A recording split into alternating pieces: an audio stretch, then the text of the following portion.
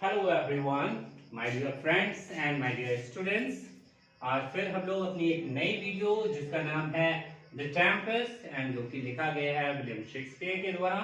और ये नाटक खुलता है एक शिप जो कि एक तूफान में फंसा हुआ है। और शिप जो है रॉयल पैसेंजर्स को कैरी कर रहा है, वो नेपल्स की ओर जा रहा है और आया है ट्यूनिस से। तो जो रॉयल्स में जो राजा है नेपल्स का, जिसका नाम है एलेंजो। उसके साथ उसका छोटा बेटा और बेटा फर्डिनेंड भी है, साथ में छोटा भाई सेबास्टियन है। और उनके साथ कुछ उनके followers Gonzalo, Trinculo, Stephano and boatswain and captain लोग हैं। वो लोग काफी चिंतित हैं उस तूफान की वजह से, सोच रहे हैं ये शिप डूबने वाला है तो क्या होगा। सभी लोगों को अपने अपने जीवन की चिंता हो रही है, जिसमें जो राजा है अपने बेटे के साथ केबिन में सबकी सलामती के लिए दुआ मांग रहा है।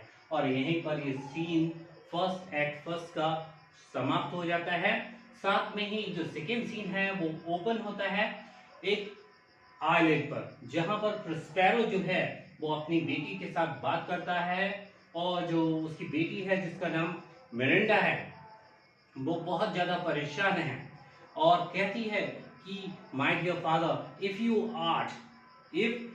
ड्रॉ दिस स्टॉर्म, अगर आपने ये तूफान उठाया था जिसमें ये जो ये मानव जो है फंस गए हैं, ये परेशान है, because she is very kind hearted. वो जो है बहुत एक काइंड लेडी है, इसीलिए वो इन सब की जान के बचने में, इन सब की परेशानी के लिए वो बहुत ज्यादा परेशान है और अपने फादर से कहती है ये आपको नहीं करना चाहिए।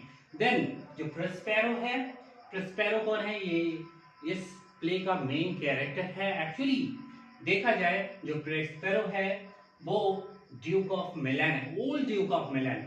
क्यों? जो मिलान है, जो जिसका एंटोनियो मैंने बताया था ना, जो सेबास्टियन का फ्रेंड है, एंटोनियो ने अपने बड़े भाई को धोखा देकर, उसके बड़े भाई का नाम है प्रोस्पेरो को धोखा देकर उसका ड्यूकडम ले लिया होता है। उसकी जगह जहां पर वो राज करता है वो जगह ले ली होती है। और किसके साथ मिलकर ली होती है? एंटोनियो ने अपने दोस्त सेबास्टियन और उसके बड़े भाई जो किंग ऑफ नेपल्स है उसके साथ मिलकर उसे धोखा देकर उसकी जगह को हथिया लिया होता है। इसीलिए वो उन्हें एक लेसन देना चाहता है, उनसे रिवेंज लेना चाहता है, उनकी सोच को तोड़ना चाहता है। और इसीलिए उसने तूफान जो टेम्पेस्ट है, जिसका नाम टेम्पेस्ट कह सकते हैं या डेंजरस तूफान को बनाया है एरियल्स की मदद से। और वो अपनी बेटी को बताता है कि यही राइट टाइम है आपको बताने का कि मैंने ऐसा क्यों किया है। तब वो पूरी कहानी अपनी बताता है कि कैसे वो बचपन में एक राजकुमारी थी और कैसे उसके सगे चाचा ने, कौन है चाचा? एंटोनियो, उसके चाचा ने उसे धोखा दिया है। और उसे धोखा देकर एक टूटी फूटी बोट में उसके पिता मीन्स प्रोस्पेरो और उस मिरिंडा को उस टूटी फूटी बोट में मरने के लिए तूफान में छोड़ दिया था, उस बड़े विशाल समुद्र में। ये उनका गुड लक था कि वो लोग आइलैंड पे पहुंच जाते हैं।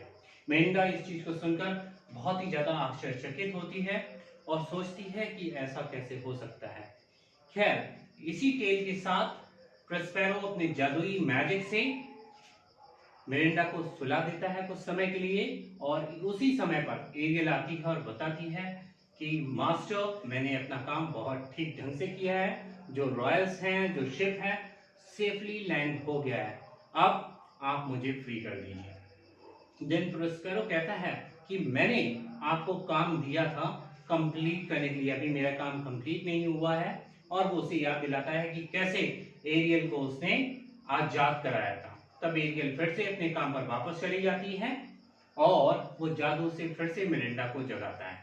एंड इसके साथ में ही वो प्लान करता है, प्रोस्पेरो प्लान करता है मिरिंडा और फर्डिनेंड की मीटिंग के बारे में। वो दोनों एक दूसरे को देखते ही फर्स्ट साइट लव में पड़ जाते हैं, एक दूसरे को देखते ही प्यार करने लगते हैं और मिरिंडा उसके बारे में सोचने लगती है। यहीं पर सीन सेकेंड जो है एंड हो जाता है। अब बात आती है एक्ट सेकेंड की। एक्ट सेकेंड में क्या होता है?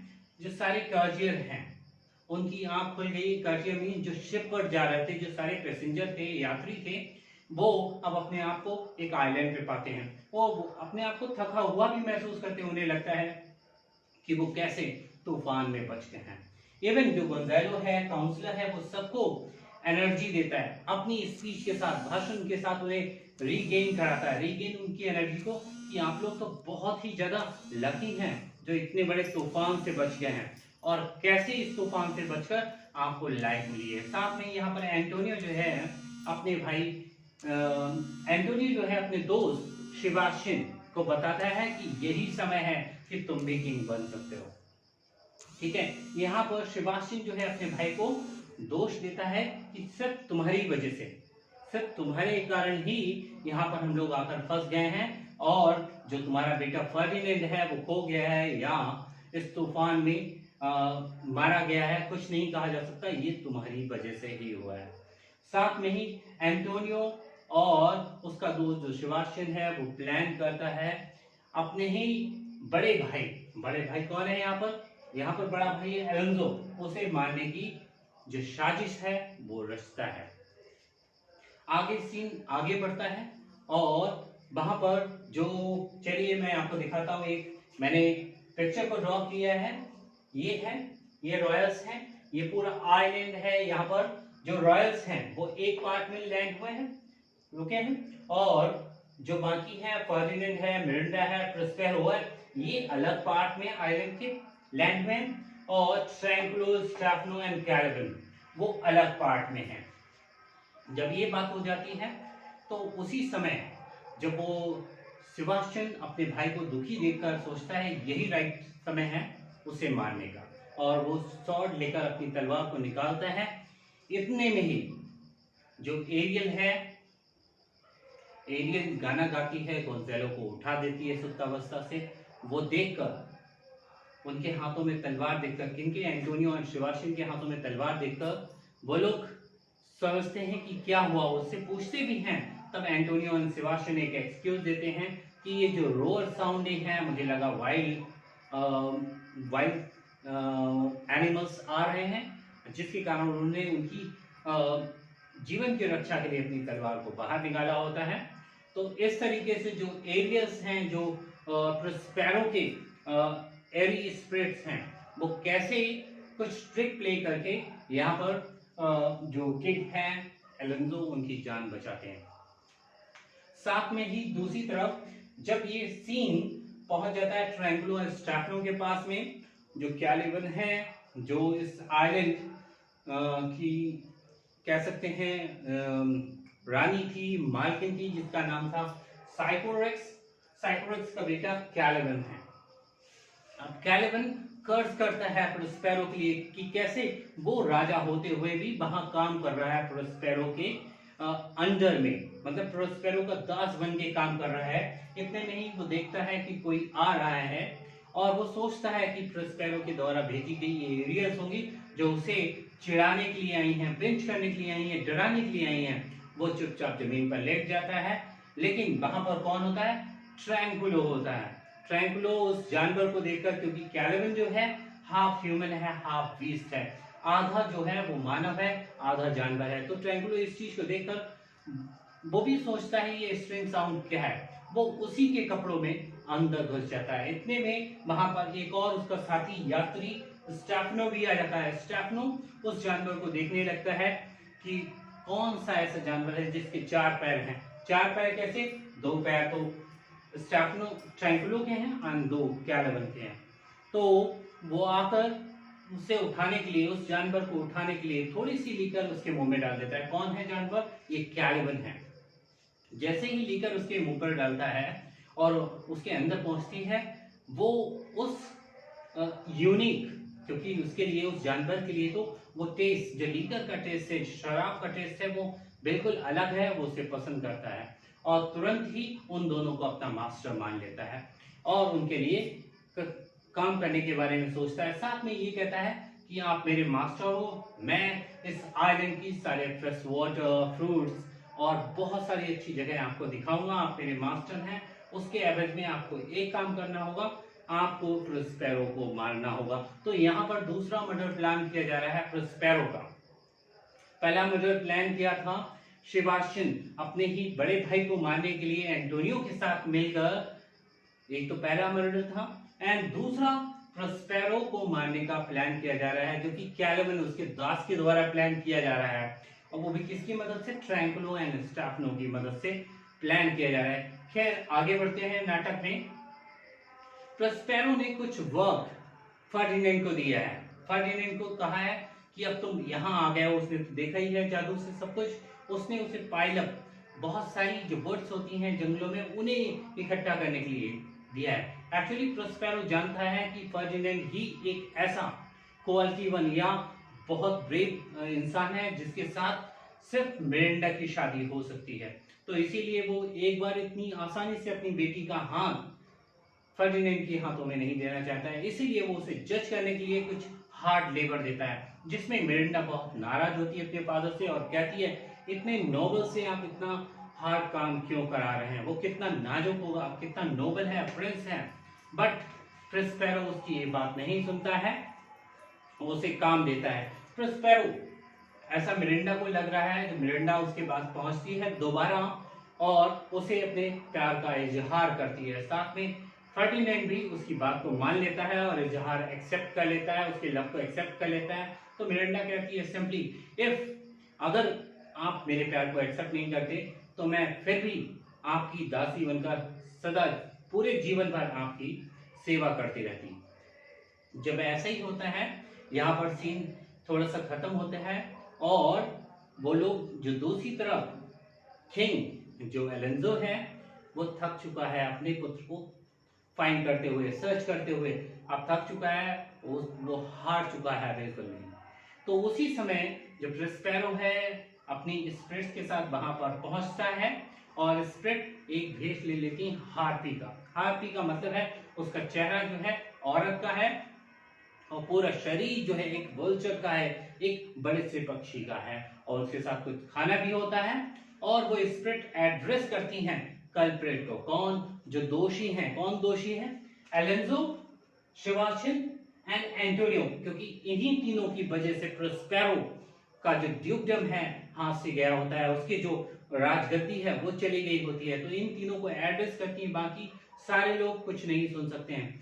तो जब भी वो एड्रेस करती है उनके गुनाह उन्हें याद दिलाती है, तभी वो तीनों लोग तलवार बाहर निकाल लेते हैं हार्पी को मारने के लिए, स्पिरिट को मारने के लिए। तो स्पिरिट सिंपली कहती है कि ये तो आप जो तलवार निकाल रहे हैं ये आपको भाग्य के विरुद्ध है, भाग्य मीन्स फेट के विरुद्ध है, ऐसा आप नहीं कर पाएंगे। वो लोग इस चीज को समझ जाते हैं और डर कर भागने लगते हैं। गोंजालो जो कि एक ऑनेस्ट प्रेस्ट भी है, उसे अंदाजा होता है कि कुछ ऐसा ही हुआ होगा। तो गोंजालो अपने बहादुर साथियों को भेजता है कि इनके पीछे जाओ और इन्हें रोको, ये कुछ अपने साथ गलत न करें। दूसरी तरफ प्रोस्पेरो को यकीन हो गया है कि फर्डिनेंड ही एक लायक बंदा है जो उसकी बेटी के साथ शादी कर सकता है। तो वो हैप्पी है और सारे स्पिरिट्स को बुलाकर उनकी शादी की तैयारी करता है, उन्हें एक शो ऑफ दिखाता है कि कैसे उसकी मैजिकल पावर्स हैं और पूरा बहुत सारी मैजिक जो मैजिशियन या कह सकते हैं बहुत एडी स्पिरिट्स आती हैं जिसे फर्डिनेंड एंड मिरांडा एंजॉय करते हैं।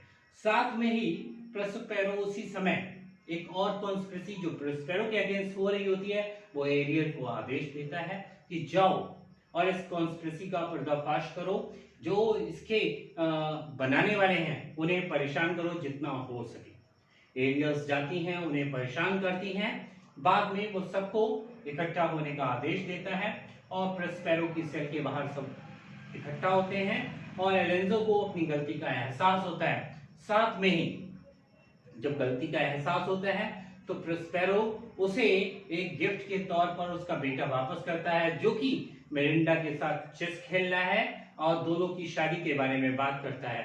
तब प्रोस्पेरो जब शादी के बारे में बात कर रहा है, एलेंजो हैप्पी होकर और मिरांडा को अपनी बहू स्वीकार करता है।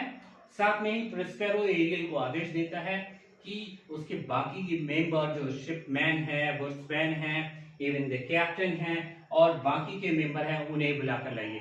सारे लोग वहां पर इकट्ठा होते हैं। वो जादू का प्रभाव खत्म करके शिव को नया करता है और उनसे कहता है कि कल की सुबह में आप लोग वापस अपने देश नेपल्स को जा सकते हैं।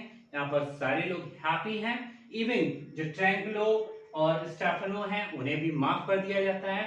और इस तरीके से जो मेन कैरेक्टर हमारा प्रस्पेरो है वो सबको रिवेंज नहीं लेना चाहता था, किसी को एक लेसन देता है सभी को कि कैसे, और एलेंजो दोबारा उसकी मदद करता है उसका ड्यूकडम रीगेन करने में।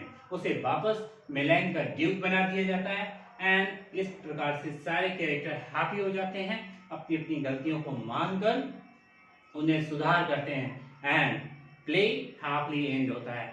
मैं उम्मीद करता हूं कि आप सबको ये हिंदी एक्सप्लेनेशन अच्छे से समझ में आया होगा। अगर कुछ रह गया है तो प्लीज आप स्क्रीनशॉट ले सकते हैं। यहाँ पर देखिए मैंने पिक्चर्स बनाई है और लिखा भी है। आशा की है आपके हर उस डाउट को कंप्लीटली खत्म किया जाए जो मुझसे हो सकता था। वैसे तो इतने कम समय में डिटेल बताना किसी भी ड्रामा के लिए बहुत ही मुश्किल की बात है, but I tried my level best. So thank you all and जय हिंद। प्लीज मेरे चैनल को, ये बोलने से पहले प्लीज मेरे चैनल को सब्सक्राइब करिए एंड वीडियो को लाइक एंड शेयर करना बिल्कुल मत भूलिएगा। Thank you once again and जय हिंद।